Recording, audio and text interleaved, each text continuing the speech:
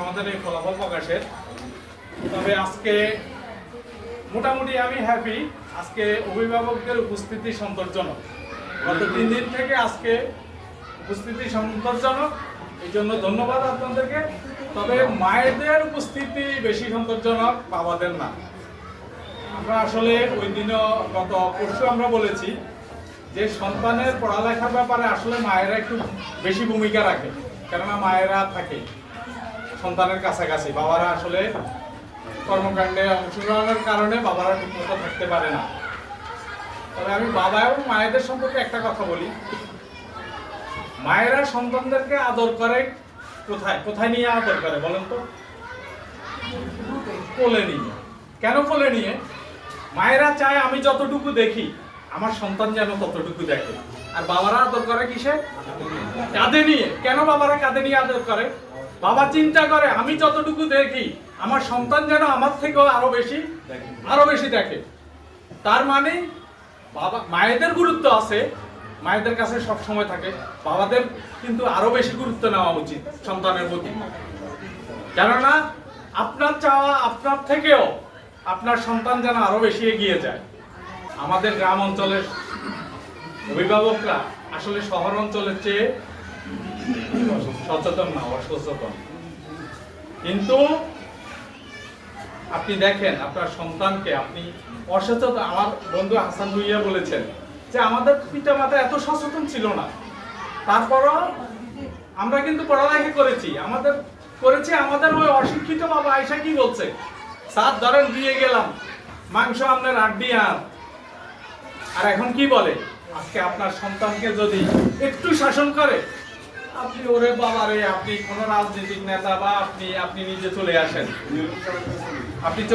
ইউনিয়নের কাছে যান, থানার কাছে যান, আপনার সন্তানকে শাসন করতে পারবে না। এই শাসন করতে না পারার কারণে আজকে আপনার সন্তান ভুগে যাচ্ছে। পাশাপাশি আপনাদেরও কিছু দোষ আছে। কি দোষ? আমার স্যার বলে গেছে মোবাইল ব্যবহার। আমি প্রতিদিন বলি বিজ্ঞান আশীর্বাদ, আবার বিজ্ঞান অভিশাপ। যেমন পারমাণবিক অস্ত্র, এটার মূল উপাদান হচ্ছে ইউরেনিয়াম। এই ইউরেনিয়াম দিয়ে কি করে জানেন? বিদ্যুৎ উৎপাদন করে। এটা কিন্তু মানুষের ভালোর জন্য। আবার এই ইউরেনিয়াম দিয়ে অ্যাটম বোমা তৈরি করে, যেটা ধ্বংস করে। এই বোমা পড়লে আপনি তো থাকবেন না, আপনি বায়ু হয়ে যাবেন, মানে বাতাস হয়ে যাবেন, আপনার কিছুই থাকবে না। সেটা অভিশাপ।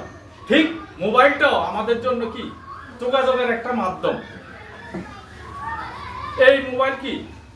চিঠিপত্র আদান প্রদানের একটা মাধ্যম। আজকে কি হয়েছে মোবাইল?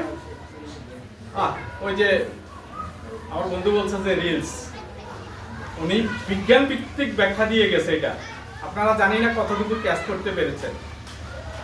আমি আমার ফ্যামিলির একজন সদস্য সম্পর্কে বলি, আমার ছোট ভাই বাক প্রতিবন্ধী, মানে কথা বলতে ওর মুখে আটকায়, কিন্তু সে সর্বোচ্চ ডিগ্রি অর্জন করছে।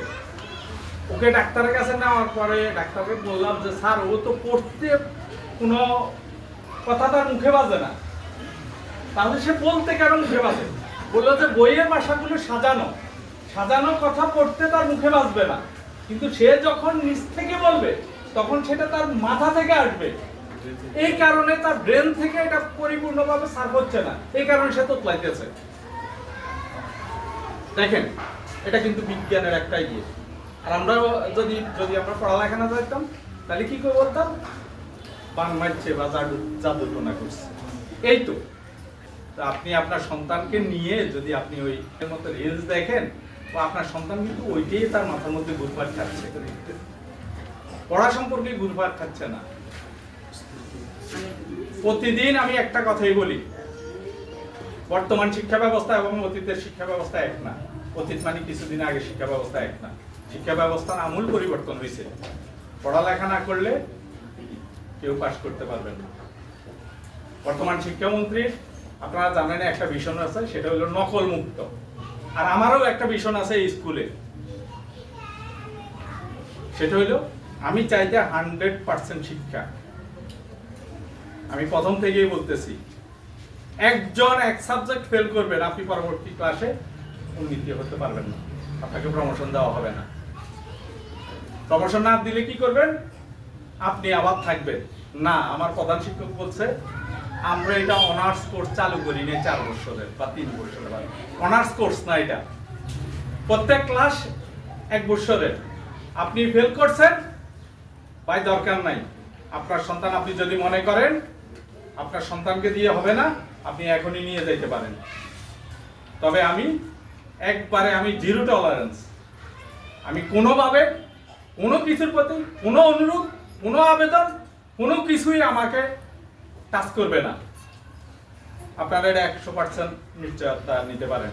কারণ আমি এখানে আসার আগে আমার গুটি কয়েক বন্ধু বান্ধব যারা একবারে আমার কাছে, যাদের কথা আমি কখনো ফেলতে পারবো না, আমি তাদেরকে বলছি আমি এখানে যাওয়ার পরে দয়া করে আমাকে কোনো ব্যাপারে আপনারা কোনো রিকোয়েস্ট করবেন না।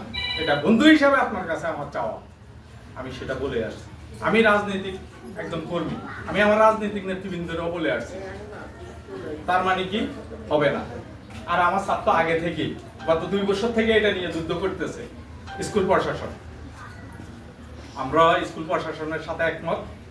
তবে আমরা এই পরীক্ষা যেহেতু অর্ধবার্ষিকী পরীক্ষা আমরা শুধুমাত্র 2 সাবজেক্ট যারা ফেল করেছেন তাদের গার্ডিয়ানের বিশেষ অনুরোধে এবং আপনি আন্ডারটেকিং দিয়ে যে আপনি ফাইনাল পরীক্ষায় আপনার সন্তান ফেল করবে না, এই মর্মে আপনি আন্ডারটেকিং দিয়ে আপনার ছেলেকে স্কুলে পাঠাবেন। আর 2 সাবজেক্টের অতিরিক্ত যারা, তাদের ব্যাপারে আমরা আসলে কোনো সিদ্ধান্ত নিই নাই। যদি সিদ্ধান্ত নিই আপনাদেরকে জানাবো। তবে এখন আপাতত 2 সাবজেক্ট আর ফাইনাল পরীক্ষায় 1 সাবজেক্টও না। আমি ক্লাস 10 থেকে এই পর্যন্ত যতগুলো খাতা দেখছি তার মধ্যে ইসলাম ধর্ম শিক্ষার মধ্যে ফেলের প্রবণতা সবচেয়ে বেশি। আমি ওই দিনও বলছি, আমি স্যারকে বলছি যারা ইসলাম ধর্ম শিক্ষা নেয় তাদেরকে শোকজ করার জন্য। কেননা ধর্মে কেন এত ফেল? একজন মুসলমানের সন্তান, একজন হিন্দুর সন্তান, এখানে অন্য কোনো জাতি ধর্ম নাই। ধর্মীয় যেমন কোরআনের কোনো আয়াত পাল্টে না, কোরআনের আকীদা পাল্টে না, কোনো কিছু পাল্টে না, ইসলামী যে মূল্যবোধ এগুলো পাল্টে না। ঠিক হিন্দু ধর্ম যেটা শ্লোক বলে এটাও পাল্টে না। তাহলে আপনি ছোটবেলা থেকে আপনি জানেন নামাজ 5 ওয়াক্ত, 6 থেকে 7 গেলে কি নামাজ 6 ওয়াক্ত হয়? হ্যাঁ, হয় না। তাহলে কেন আপনি পারবেন না? আপনার কোরআনের কোন আয়াত তো 6 থেকে 7 যাওয়ার পরে পাল্টে নাই, বা 7 থেকে 8 যাওয়ার পরে পাল্টে নাই। তাহলে আপনি 6, 7, 8, 9, 10 আপনি ক্লাস 10 এ যাই আপনি ইসলাম ধর্মে ফেল করেন। ইসলাম ধর্মের সর্বোচ্চ ফেল আছে ক্লাস 10 এর মধ্যে ইসলাম ধর্মে। তাহলে ক্লাস 10 পর্যন্ত যে ছাত্র যায় সে ইসলাম ধর্মে ফেল করে, আমি বলবো যে মুসলমানের সন্তান হিসেবে তার পড়ালেখা করার কোনো অধিকার থাকে না। আজকে মসজিদের কথা আসছে, মেয়েদের নামাজের কথা, আপনারা একজনও পড়েন না, তা আপনি ইসলাম ধর্মে ফেল করবেন না, কি করবেন? আমি বাবাদেরকে বলছি আপনি আপনার চোখে সন্তানের ভবিষ্যৎ দেখেন। আর মায়েদেরকে বলতেছি মা আপনারাও মনে করেন যে আমি যতটুকু দেখেছি আমার সন্তান যেন ততটুকু দেখে না। এই দৃষ্টিভঙ্গি থেকে বের হয়ে আসতে লক্ষ্য থাকতে রইল যে আমার সন্তান একদিন। আজকে আমি ছাত্র স্কুলের প্রাক্তন ছাত্রছাত্রীদের মধ্যে আজকে অনেকে অনেক পর্যায়ে বিভিন্ন জায়গায় বড় বড় পদে রয়েছে। তাহলে তারা কি এখান থেকে পড়ালেখা করে জানে? বা এখান থেকে যে ডাক্তার, ইঞ্জিনিয়ার, সচিব, মন্ত্রী, প্রাইম মিনিস্টার, প্রেসিডেন্ট হবে না এমন কি কোনো ইয়ে আছে? যেমন পরিবার পরিকল্পনা ডিজি আমাদের এই স্কুলের ছাত্র, এবার কেয়ারের মতো হাসপাতালের ডাক্তার আমাদের এই স্কুলের ছাত্র, সচিব আমাদের এই স্কুলের ছাত্র, বিচারপতি আমাদের এই স্কুলের ছাত্র। আপনারা যে হবেন না তা কি? আপনারা হবেন। সেজন্য আপনাদের সকলের প্রতি অনুরোধ, বিশেষ করে আপনারা যারা আসছেন, আমি বক্তব্যের প্রথমে একটা বলেছি সচেতন পিতামাতা। উপস্থিতির কারণে এই কথাটা বলেছি, আজকে উপস্থিতি সন্তোষজনক। আশা করি আপনি যেমন আজকে উপস্থিত হয়েছেন, আমাদের কথাগুলো অনুধাবনে নিয়ে আপনার সন্তানের ভবিষ্যৎ একটা সুন্দর এবং যেন মানবিক হয় এই দৃষ্টিকোণ থেকে আপনি আপনার সন্তানের প্রতি আরো বেশি কেয়ার দেবেন, আরো বেশি লক্ষ্য নেবেন। আপনারা নিজেরাও শাসন করেন না, আমাদেরকে শাসন করতে দেন না, আমাদের কাছে অভিযোগও দেন না। তবে আপনাদের সাথে আমাদের সাথে দেখা হবে ডিসেম্বর মাসে, আমরাও দেখব। আমি একবারে মাথায়, অনেকে বলে না যুদ্ধক্ষেত্রে গেলে কাপড়ের কাপড় বেঁধে ফেলে, আমিও ঠিক তত। এক সাবজেক্ট ফেল করবেন, প্রমোশন হবে না। Be careful.